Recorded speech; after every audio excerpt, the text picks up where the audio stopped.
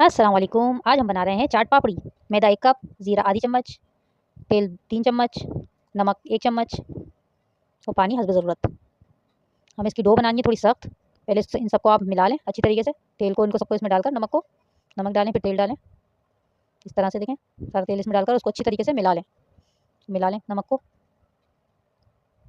थोड़ा-थोड़ा करके पानी डालिएगा, नहीं तो ये पतली डो हो जाएगी। हमें थोड़ी हार्ड बनानी है ताकि वो बेलने में आसानी रहे। ये देखें, इस तरह थोड़ा-थोड़ा पानी डाल के आप इसको अच्छी तरीके से देखें कैसी हार्ड डो बनी है। इसको थोड़ी सी देर ढककर आप रख दें, 10 से 15 मिनट इसको रेस्ट देना है। फिर ये ढल जाएगा इसमें। ये देखें, इसको ढक्कन थोड़ा सा तेल लगा के इस पर, ताकि इस पर पापड़ी सी जम जाती है नहीं तो इसके ऊपर।